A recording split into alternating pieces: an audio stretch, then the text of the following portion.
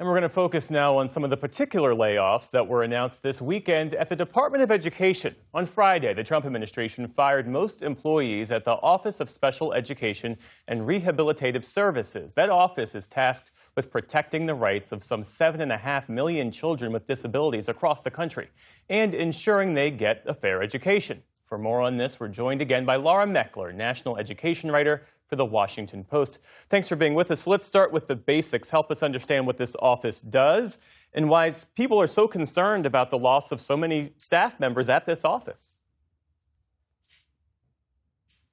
What this office does is administers a very important federal law called IDEA, the Individuals with Disabilities Education Act. And what that does is it provides funding and it has requirements for school districts to provide a free and appropriate education to students with disabilities. So it's a $15 billion program, something that a lot of school districts really rely on.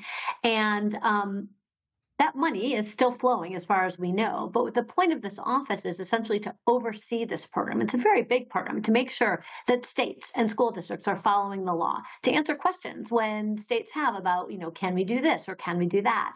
And essentially to provide oversight. So essentially the money is still going out, but without the kind of guarantees and controls that we're used to being in place when we're talking about billions of dollars. So give us a real world example of how these cuts would affect students, families, educators in the classroom. I mean, it takes, it's a little bit removed from the direct impact. But one way you could see it is you can imagine, say, a school district that is sort of systematically not providing a certain type of service that students need. Let's say they need a certain kind of technology in order to communicate, students who are nonverbal, for instance, and this district just isn't doing that. Well, it's the responsibility of the state to make sure that the districts do this. But let's say the state isn't forcing them to do it, isn't doing its job. Well, then that's where the federal government comes in. They do audits, they look at data, they look at reports, they go in and they sort of look over the shoulder of the states and a sample of the districts to see what are you up to. And if they find that there are gaps like this, then they work with the states to essentially force them to comply with the law. So in our example here, maybe there would be a student who was not getting an iPad that she needed to communicate, and after this work was done, maybe she gets it.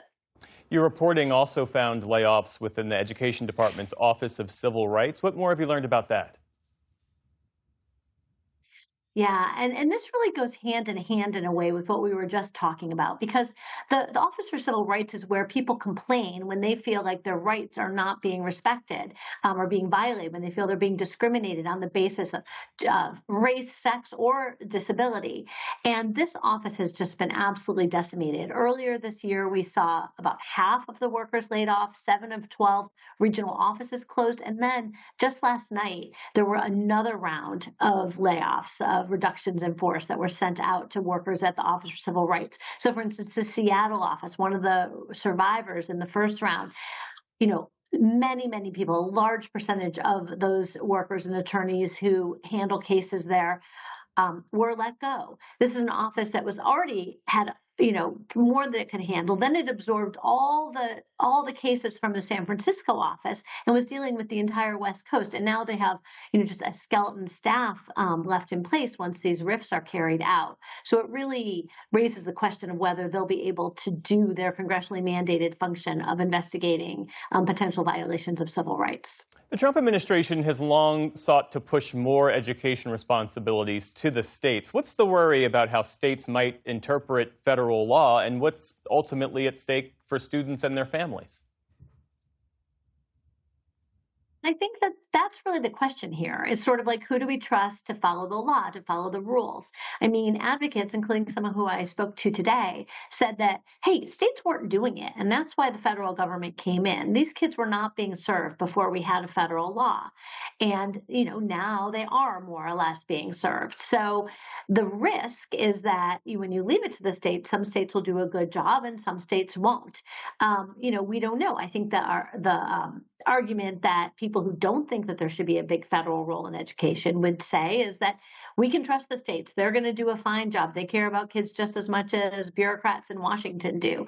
But, for many years now, we've had the safeguard of a federal oversight.